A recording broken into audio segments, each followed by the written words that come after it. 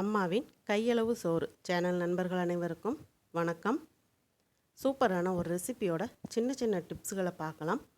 வெயில் ஜாஸ்தியாக இருக்கிற நேரத்தில் கீரை அதிகமாக நம்ம உணவில் சேர்த்துக்கிறது ரொம்ப நல்லது. இன்றைக்கி நான் அரைக்கீரை எடுத்துருக்கிறேன். கீரையை இப்போ க்ளீன் பண்ணிக்கலாம். அந்த தண்டோடைய நம்ம ஆஞ்சி எடுத்துக்கலாம். நம்ம சின்ன பிள்ளையில பார்த்திங்கன்னா கீரை தெருவில் விற்றுட்டு வருவாங்க. அப்போ அரிசி கொடுத்து தான் இந்த கீரை வாங்குவோம். கீரை அவங்க க்ளீன் பண்ணி அந்த இலைகளை மட்டும் கிள்ளி கொண்டு வருவாங்க. அரிசி கொடுத்தோம் அப்படின்னா அதுக்கு தக்கன கொடுப்பாங்க. சில பேர் காசு 20 பைசாவுக்கு கீரை கொடுப்பாங்க. அப்படியெல்லாம் அம்மா வாங்கி சூப்பராக இந்த மாதிரி சமைச்சு கொடுப்பாங்க. வெயில் நேரத்தில் அடிக்கடி கீரை அந்த நீர் தன்மை நம்ம உடம்புல குறையாமல் இருக்கிறக்காக உணவில் கீரை சேர்த்து கொடுப்பாங்க. இந்த கீரை எப்படி பக்குவமாக செய்யலான்னு பார்க்கலாம். அதே சமயத்தில் வீடியோவை ஸ்கிப் பண்ணாமல் முழுசாக பாருங்கள். அப்போ உங்களுக்கு சின்ன சின்ன டிப்ஸுகளோட உங்களுக்கு வீடியோ இருக்கும்.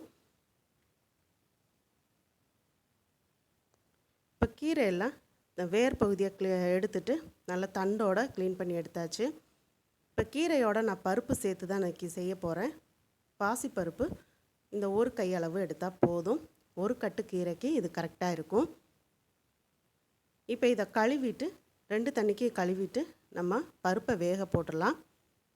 நீங்கள் இன்னும் அம்மாவின் கையளவு சோறு சேனலை சப்ஸ்கிரைப் பண்ணலைன்னா சப்ஸ்கிரைப் பண்ணிக்கோங்க. சப்ஸ்கிரைப் பண்ணும்போது ஆளுங்கிற பெல் பட்டனோட சப்ஸ்கிரைப் பண்ணிக்கோங்க. அப்போ தான் நான் போடக்கூடிய வீடியோஸ் உடனுக்குடனே நோட்டிஃபிகேஷனில் கிடைக்கும். தண்ணி நல்லா சூடானோன்னா பருப்பு சேர்த்துட்டு கொஞ்சமாக உப்பு சேர்த்துக்கோங்க. கூடவே 1/2 ஸ்பூன் அளவுக்கு மஞ்சத்தூள் சேர்த்துக்கோங்க. இப்போ பருப்பு வெந்துட்டுருக்கிற நேரம் நம்ம கீரையை பொடியாக கட் பண்ணி எடுத்துக்கலாம். நல்லா கிளறி விட்டுக்கோங்க. இப்போ எந்த அளவுக்கு கீரை பொடியாக கட் பண்ண முடியுமோ கட் பண்ணிக்கோங்க. இந்த மாதிரி பாதியாக எடுத்துட்டு இந்த மாதிரி கட் பண்ணி எடுத்துக்கலாம். கீரையை நான் கட் பண்ணிவிட்டு முழுசு காமிக்கிறேன். இப்போ எல்லா கீரையுமே இந்த மாதிரி பொடியாக கட் பண்ணியாச்சு. இப்போ 2 தண்ணிக்கு அலசிட்டோம் அப்படின்னா அதில் இருக்க மண்ணெல்லாம் போயிடும். எப்போவுமே கீரை நம்ம நறுக்கிட்டு கழுவும் போது அந்த இதில் இருக்கிற மண் சுத்தமாக இல்லாமல் அலசி எடுத்துக்கணும். இல்லை அப்படின்னா கீரை சாப்பிடும்போது நரன்னு நம்மளால் சாப்பிட முடியாத அளவுக்கு ஆகிடும்.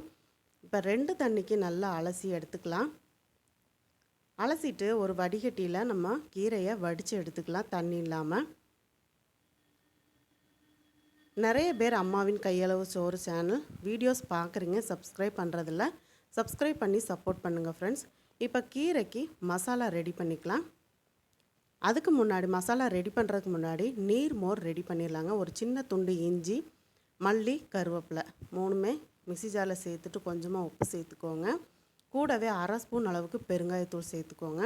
வெயில் அதிகமாக இருக்கிறதுனால காலையில் எந்திக்கும் போது வயிறு எரிச்சல் அதிகமாக இருக்கும். எப்போவுமே நம்ம உடம்புல நீர்ச்சத்து குறையாமல் பார்த்துக்கிறது ரொம்ப அவசியம். இது காலையிலே நம்ம இந்த நீர் மோர் ரெடி பண்ணி வச்சிட்டோம் அப்படின்னா குழந்தைங்களுக்கு ஒன்று வாட்டர் பாட்டிலில் ஊற்றி கொடுத்துடலாம். இல்லை காலையிலே குடிக்க கொடுத்து ஸ்கூலுக்கு அனுப்புங்க. அப்போ அவங்க வெளியே போகிறதுனால அந்த வெயிலோட தாக்கம் கம்மியாக இருக்கும். வேர்க்கூறு வராது. உடம்பு உஷ்ணமாகாது. நீர் கடுப்பெல்லாம் ஆகாது.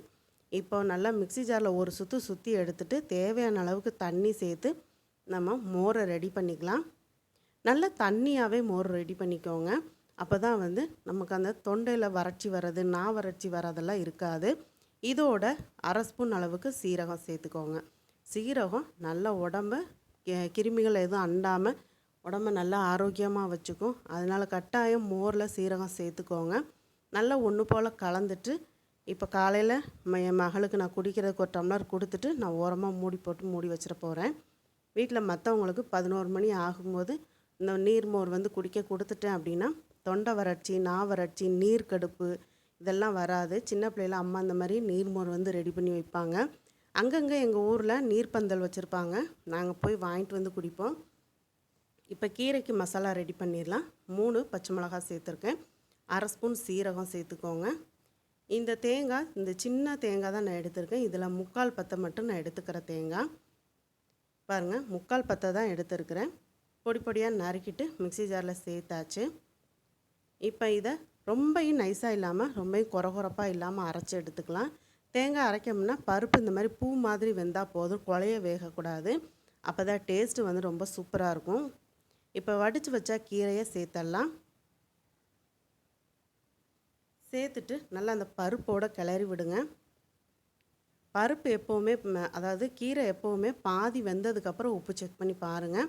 கீரை அதிகமாக இருக்குதுன்னு நினச்சிட்டு 2வது உப்பு சேர்த்துட்டிங்க அப்படின்னா ஜாஸ்தி ஆகிடும். ஏன்னா கீரை வந்து வெந்து வரும்போது குவான்டிட்டி கம்மியாகும். பாருங்கள் எவ்வளோ கம்மியாகிடுச்சுன்னு. இந்த மாதிரி பாதி கீரை வெந்திருக்கும் போது நம்ம அரைச்சி வச்ச தேங்காய் சேர்த்து ஒரு 1/2 டம்ளர் அளவுக்கு மிக்ஸி ஜாரில் தண்ணி சேர்த்து ஒன்று போல் கலந்து விட்டுக்கோங்க.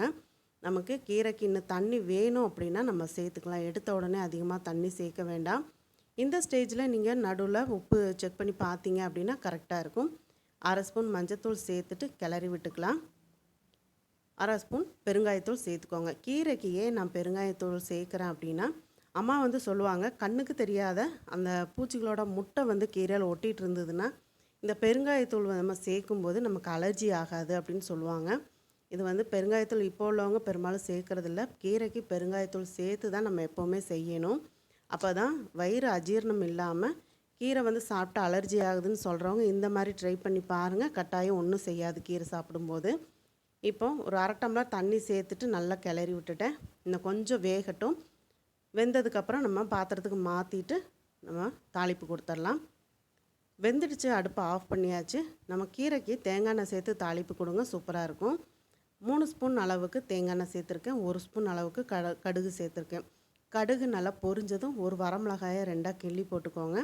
ஒரு 4 சின்ன வெங்காயத்தை பொடியாக நறுக்கிட்டு ஒரு கீத்து கருவேப்பிலை சேர்த்து வெங்காயம் நல்லா பொன்னிறமாக ஆகிற வரைக்கும் வறுத்து விட்டுட்டு கீரையில் சேர்த்துக்கலாம். இப்போ எடுத்து வச்ச கீரையில் தாளிப்பை சேர்த்துடுங்க. தொடர்ந்து அம்மாவின் கையளவு சோறு சேனலை சப்ஸ்கிரைப் பண்ணுங்கள். சப்ஸ்கிரைப் பண்ணும்போது ஆளுங்கிற பெல் பட்டனோட சப்ஸ்கிரைப் பண்ணிக்கோங்க. அப்போ தான் நான் போடக்கூடிய வீடியோஸ் உடனுக்குடனே நோட்டிஃபிகேஷனில் கிடைக்கும். வீடியோ பற்றின கருத்துக்களை கமெண்ட் பாக்ஸில் சொல்ல மறக்காதீங்க. இப்போ நான் வந்து சோறு வடிச்சிருக்கிறேன். இப்போ இந்த வடித்த தண்ணியை நம்ம வேஸ்ட் பண்ணக்கூடாது. வெயில் நேரத்தில் இந்த வடி தண்ணி வந்து நம்மளுக்கு அவ்வளோ ஹெல்ப்ஃபுல்லாக இருக்குங்க.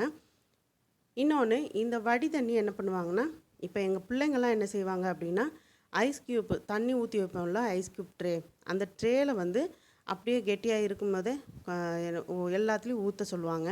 நான் ஊற்றி வச்சு அது ஃப்ரீஸ் ஆனோன்னே அவங்க என்ன செய்வாங்கன்னா, சாயங்காலம் ஸ்கூல் விட்டு வந்த உடனே முகம் கழுவிட்டு இந்த ஐஸ் க்யூப் எடுத்து முகத்தில் தேய்ச்சிக்குவாங்க. நல்ல முகம் பொலிவாக இருக்குங்க. அப்புறம் இந்த கைகள்லாம் வந்து டேன் ஆகிட்டு கருப்பாக இருக்கும் பார்த்திங்களா, அதெல்லாம் கூட எங்கள் பிள்ளைங்க இந்த மாதிரி தான் பண்ணுவாங்க. அவங்க கையில் நல்லா மாற்றமாக இருக்கும். அந்த மாதிரி கருப்பு இல்லாமல் சூப்பராக இருக்குதுங்க. இந்த ஐஸ் க்யூப் வந்து ரெடி ஆனோன்னு நான் உங்களுக்கு காமிக்கிறேன். மீதி இருக்கிற இந்த தண்ணி வந்து எங்கள் அம்மா என்ன செய்வாங்கன்னா, முகம் கழுவுறதுக்கு அப்புறம் வேர்க்குரு வந்துச்சுன்னா மேலே வந்து இந்த சுடுதண்ணி தான் அப்ளை பண்ணி விடுவாங்க.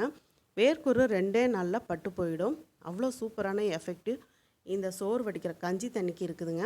இப்போ பாருங்கள், நான் ஊற்றி வச்ச ஐஸ் க்யூப் வந்து ரெடி ஆகிடுச்சு. இப்படி தான் எடுத்து அவங்க முகத்தில் அப்ளை பண்ணுறாங்க.